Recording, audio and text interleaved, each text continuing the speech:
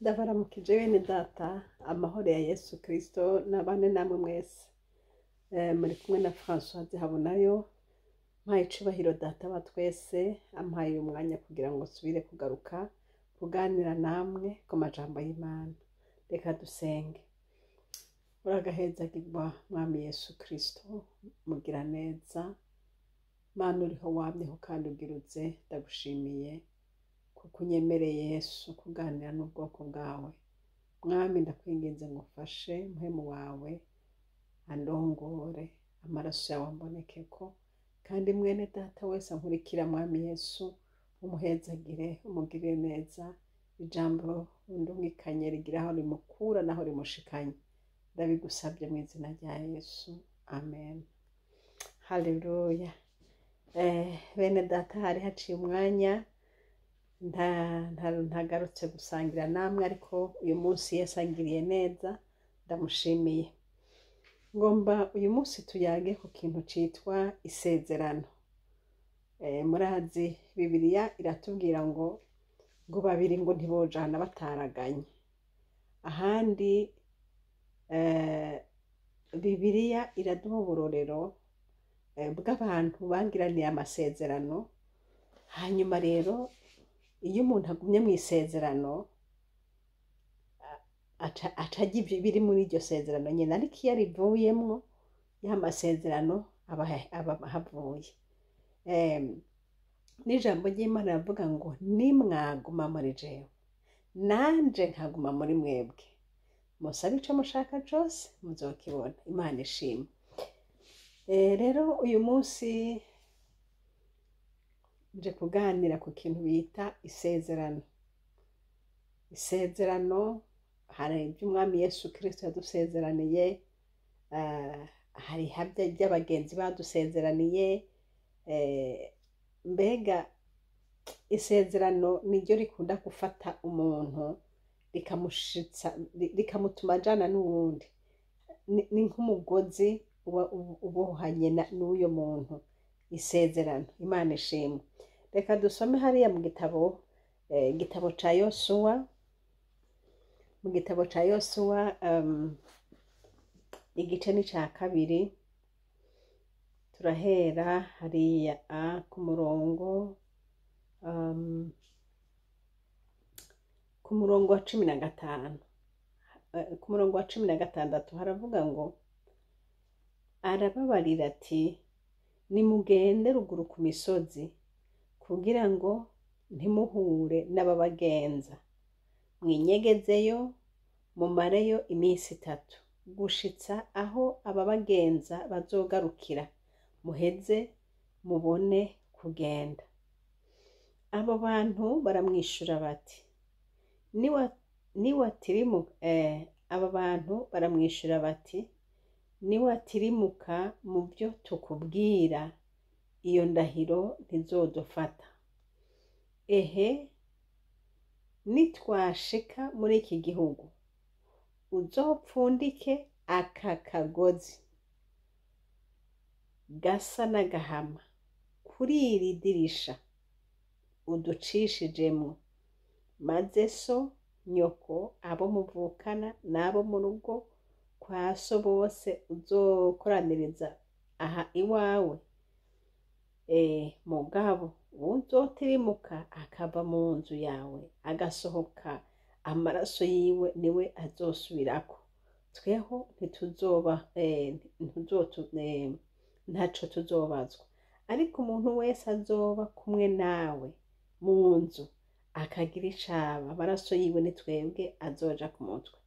Ariko niwatuvuga, iyo ndahiro uturahije ntizodufata. Imana nishimwe. Ni abatasi bari bagiye gutata, hanyuma rero uwitwa Rahabu, Bibiliya ivuga ngo yari maraya, hanyuma arabanyegeza abo batasi. Hanyuma rero barakira. Rero muri uko kubanyegeza, murazi neza turasomye canke muzosoma muri iki gitabo ca Yosuwa muzohabona, aha ku gice ca kabiri muzobona iyi nkuru. Ngo yabacishije mu idirisha, abantu baramenye ko hariho abantu binjiye. Hanyuma rero kandi na Rahabu nyene yarabamenye, aca arabanyegeza. Hanyuma rero abanyegeje, abantu baje kubarondera, ngo aca abacisha mu idirisha. Haleluya! Aca abacisha mu idirisha, arababwira iyo bahungira.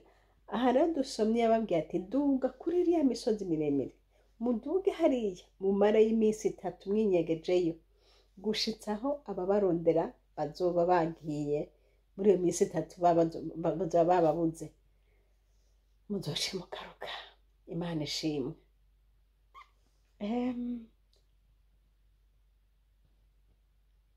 Aba bantu baca bararahiza, ariko Rahabu arababwira ati rero namwe uko ndabatabaye, namwe muze mundahire, muzotabara urugo rwanje, mutabare umuryango wanje, mutabare ubugingo bwanje, mutabare mama, abo tuvukana n'ibiki bose, muze nanje muze mubarokore. Imana ishimwe. Rahabu yari afise amakuru yuko hazoba haba ibintu bitoroshe, yisabira ati nanje muze mungirire neza. Rero amasezerano niho niko ndavuga. Rero baca barasezerana, baca bamuha, baca bavuga ati umve sawa tuzobikora, mugabo yaravuze ati nimundahize, mumbwire isezerano ry'ukuri, yuko mutazongirira nabi.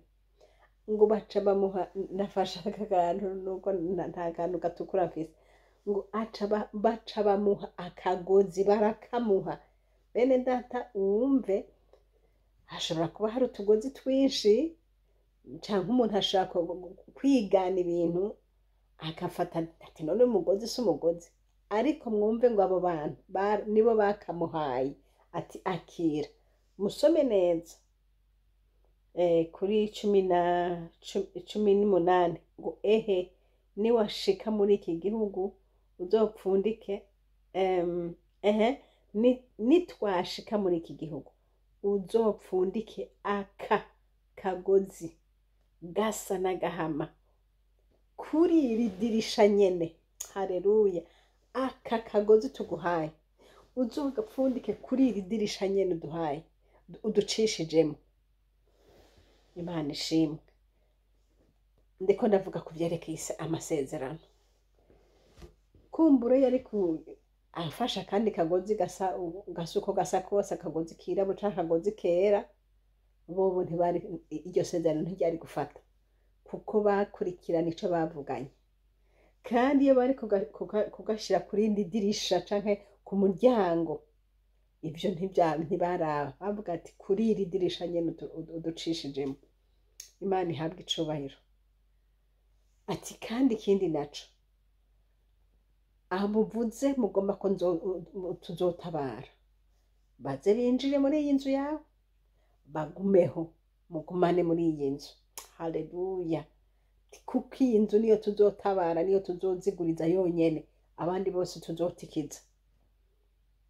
Atariko nibaja hanze bagapfirayo, bagapfira hamwe n'abandi, ibyo ntibizoba bituraba. Ariko niba apfira muri iyi nzu, ayo maraso azoba ari kuri twebwe. Ayo niyo masezerano. Rahabu yari yabwiye ati mumbwire isezerano ry'ukuri, isezerano ry'ukuri.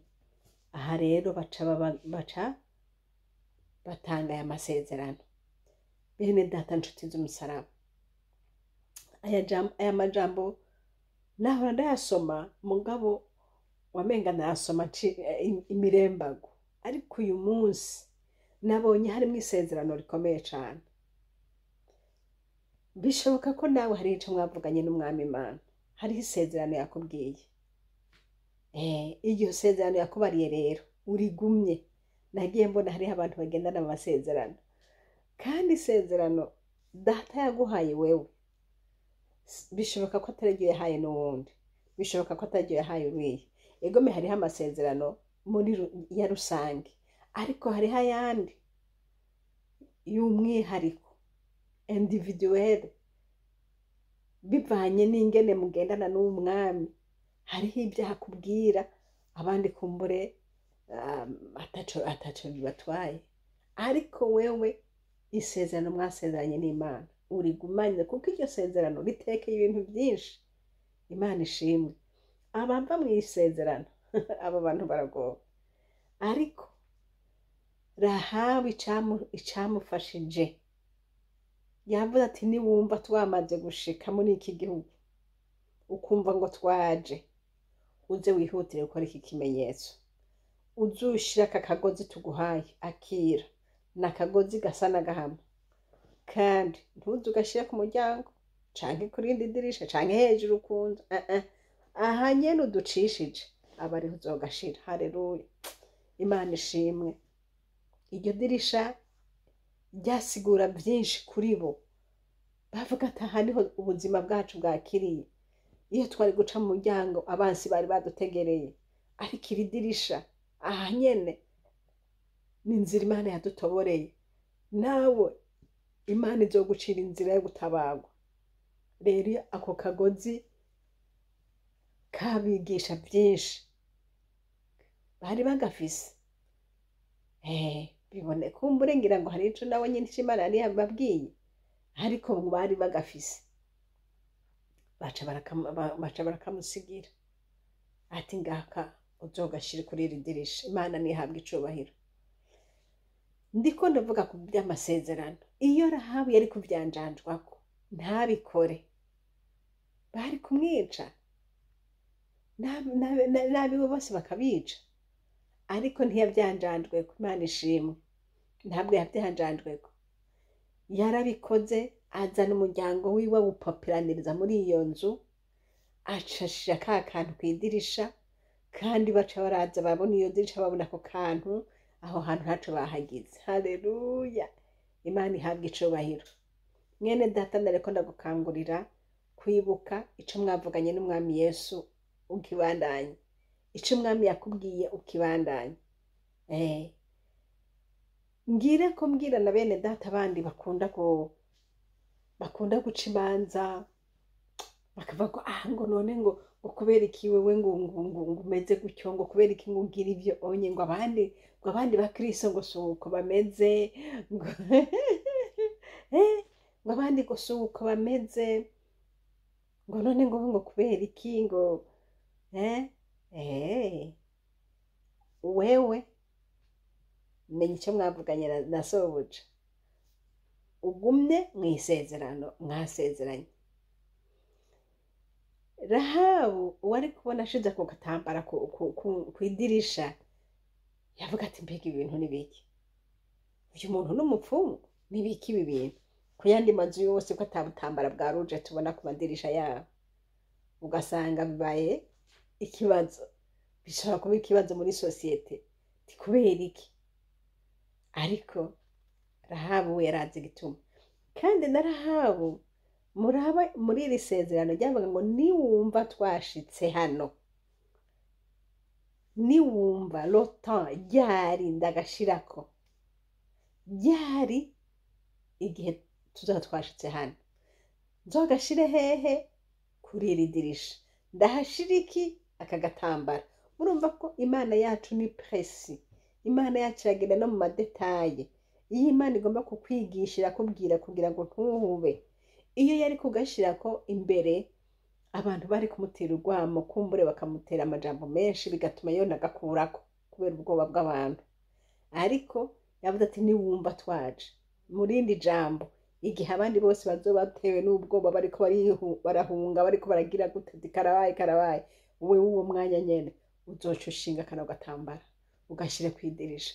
Yesu nahabwa icubahiro. Mwene data uri kurankurikira, hariho ico Yesu mwavuganye. Reka kumviriza amajwi y'abari hanze, reka kumviriza amajwi y'abagutuka, reka kumviriza amajwi y'abavuga ngo mbege wewe ivyo ugira n'ibiki, mbega ni kuko utameze nk'abandi. Raba ico mwavuganye na data, ico nyene kizogutunga. Kandi Yesu niwagenza uko nyene yakubwiye azogufasha. Imana ishimwe. Data nahabwa icubahiro kuko nta kintu akorera ubusa. Intego y'umwami Imana mu gihe cose no kudutabara no kutugirira neza.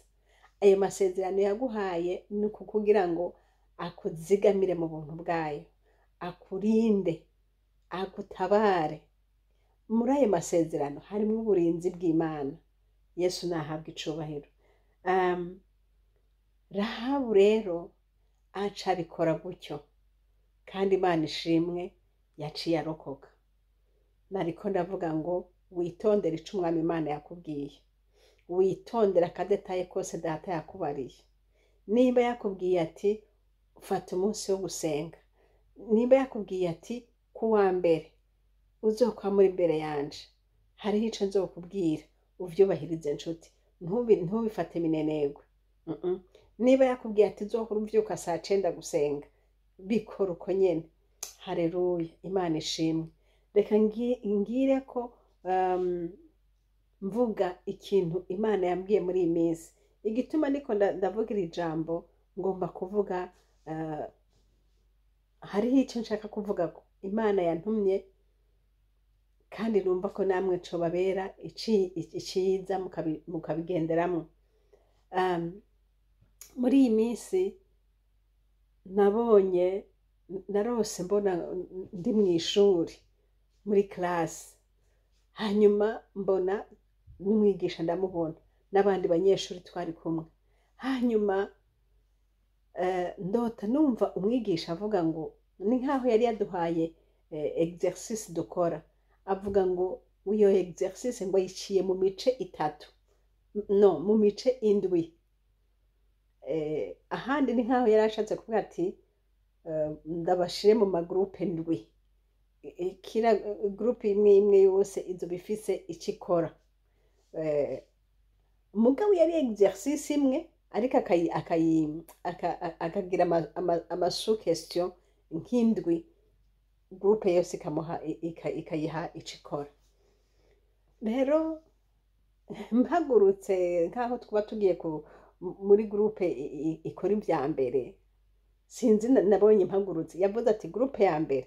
Rero mbona turahagurutse nkaho umenga tugiye muri iyo groupe ya mbere. Bene data nshuti y'umusaraba, mpagurutse nza mbona classe yose yuzuyemwo igipfungu, kwa kuntu ubona umenga ni umwotsi winjiye. Nca ndavuga nti yo, mbega uyu mwotsi uriko urava hehe? Hanyuma nca ndasohoka kugira ngo ndabaho uwo mwotsi uriko urava.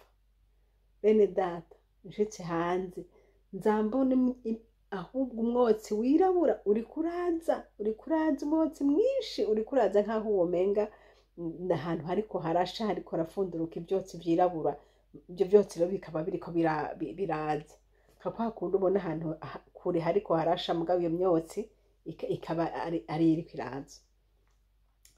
Rero nca niruka nsubira muri classe, nca ndababwira nti yo, nti nakazi kanyu mugume ngaha, nije ndihungiye, nije ndirutse.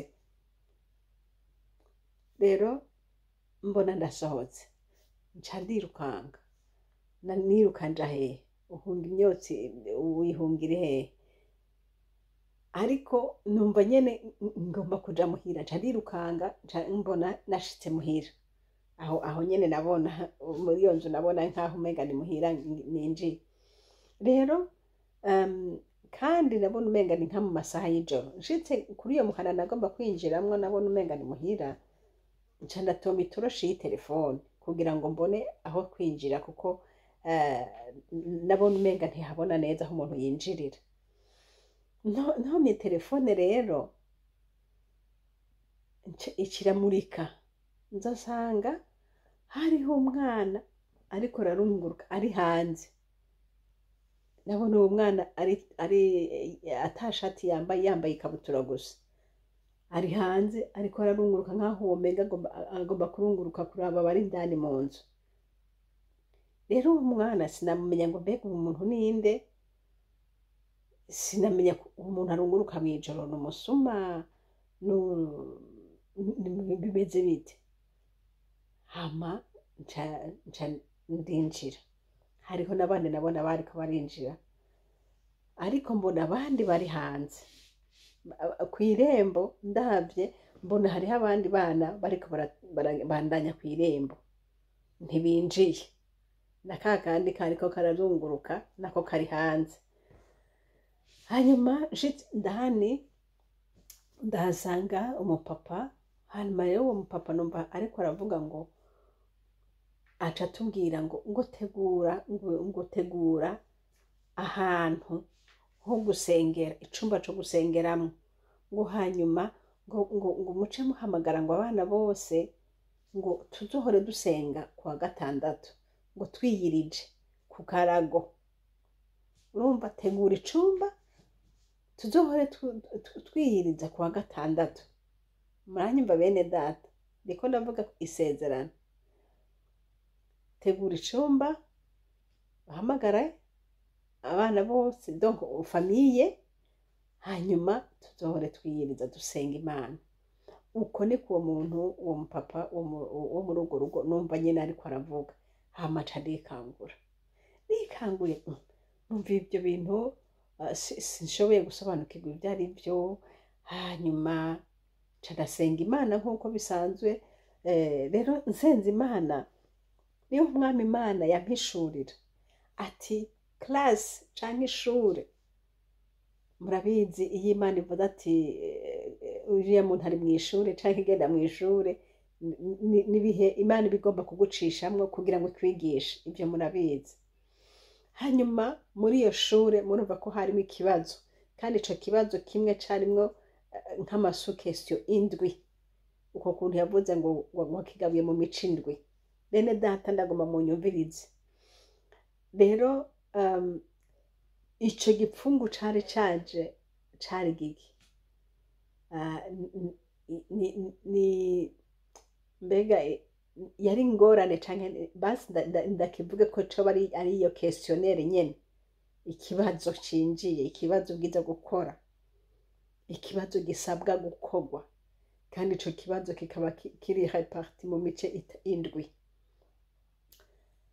Umwami Imana aransobanura rero ati hariho igipfungu cirabura kiriko kiraza. Rero ico gipfungu kiriko kiraza, nimwihishe, irukanga mwinyegeze.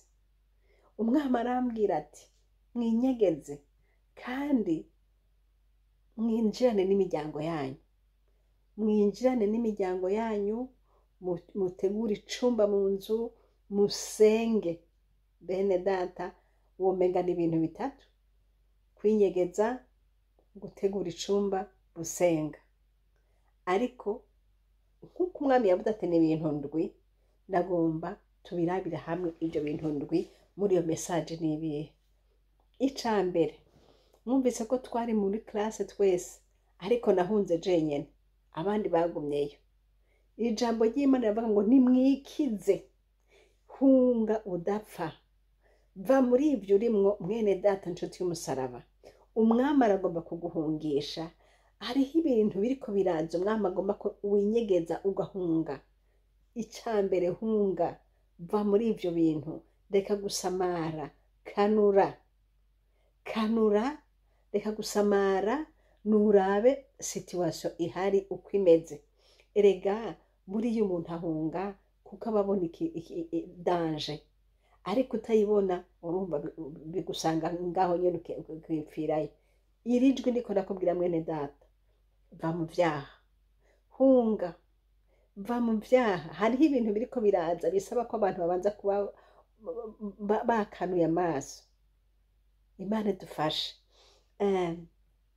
Hunga, ico ni ca mbere, exercice ya mbere, hunga, va muri ivyo bintu.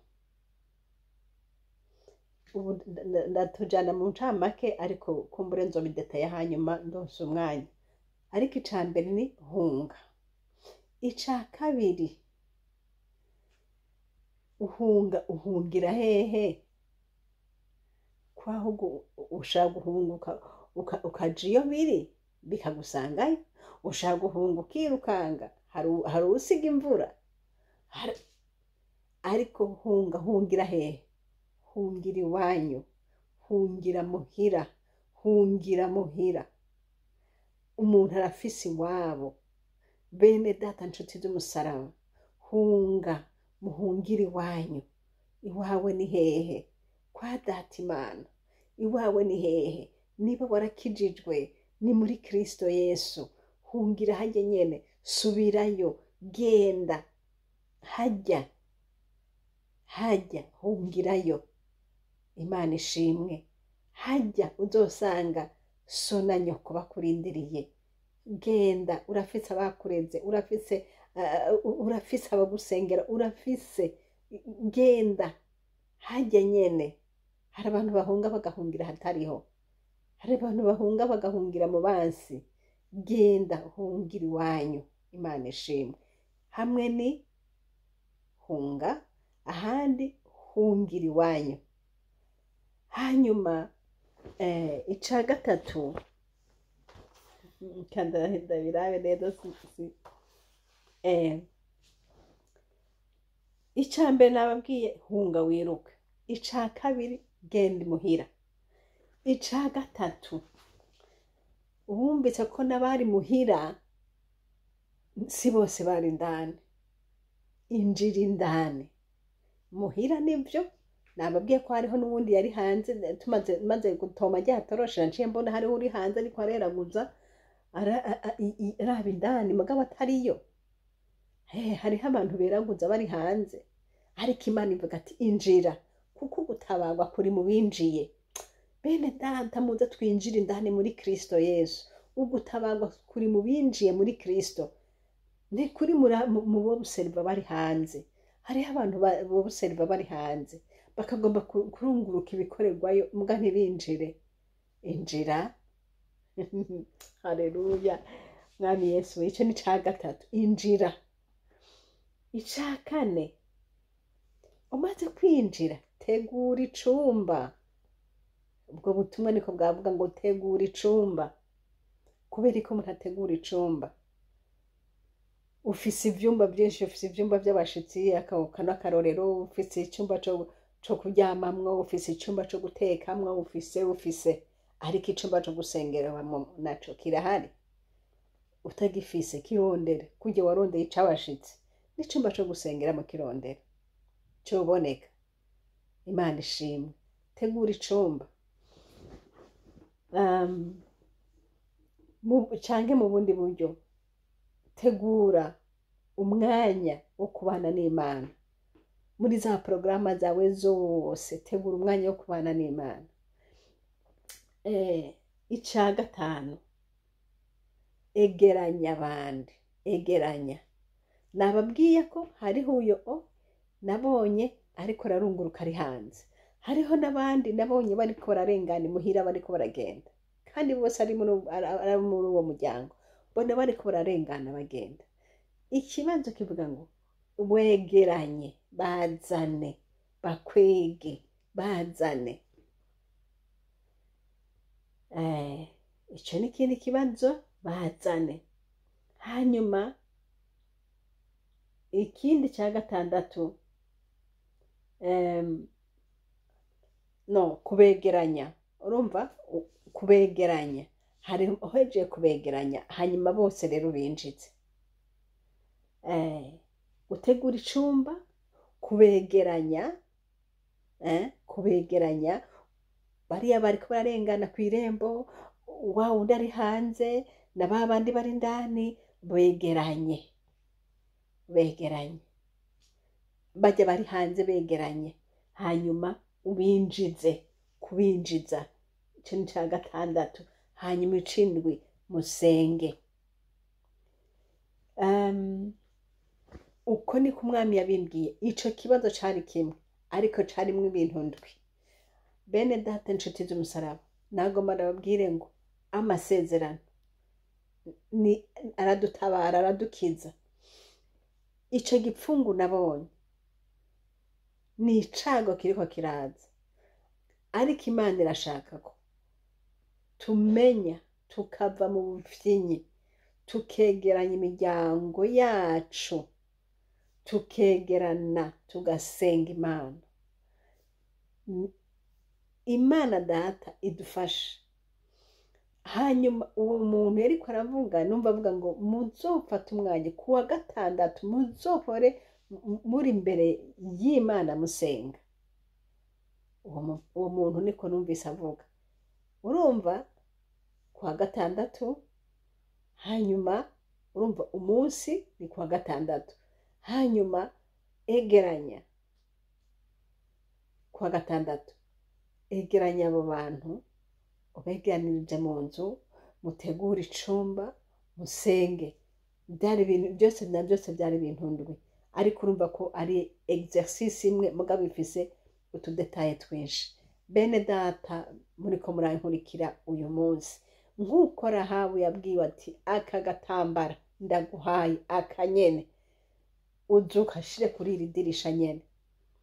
Iyo yari kubinyuranya ivyo bintu ntivyari kumugendekera neza. Iyi message ndabahaye uyu munsi ni message nayihawe itariki zingahe? Nayihawe itariki 23 z'ukumunani muri uyu mwaka wa 2025. Urumva ni hirya ni vuba. 23 z'ukumunani ngo hariho imvura, hariho igipfungu cirabura kiriko kiraza. Twinyegeze, twihishe mu masengesho hamwe n'imiryango yacu, dufate ku munsi wa gatandatu, dupfukame tuzobe turi imbere y'Imana twinginga Imana ngo idutabare. Imana nibahezagire, abavyumvise mukazobishobora, umwami azobakoze.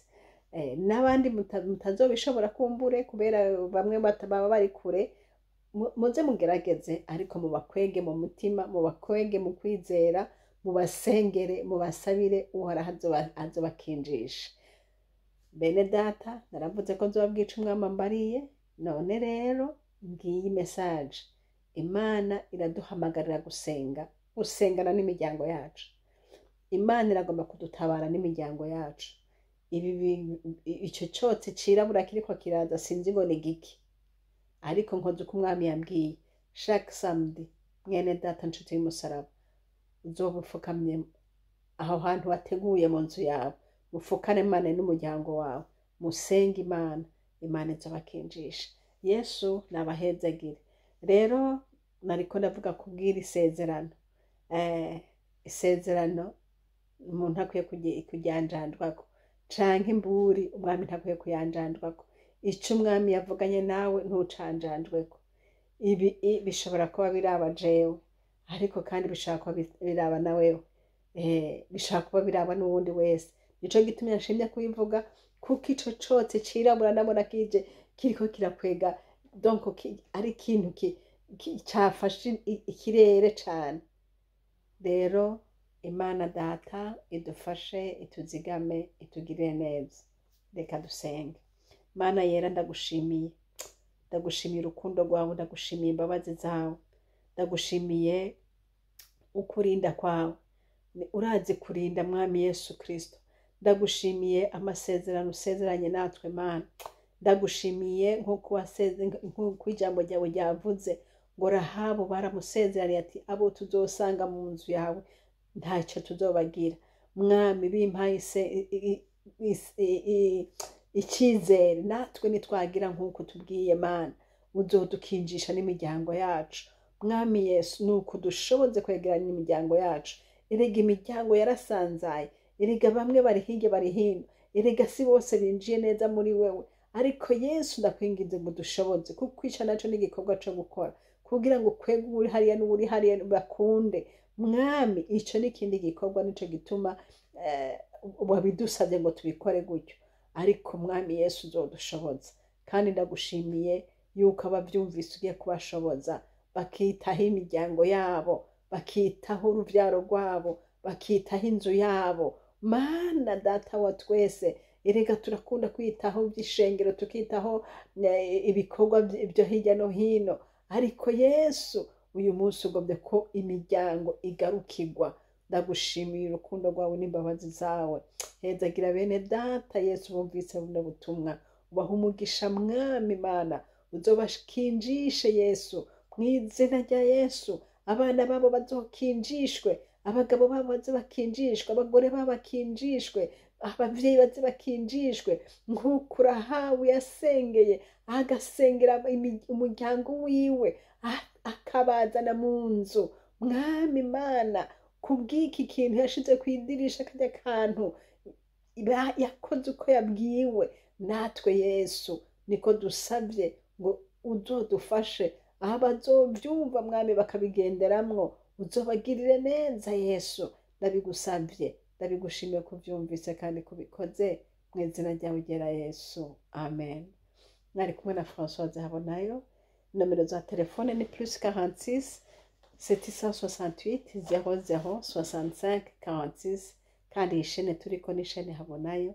Imana iduha n'umugisha namwe, amen.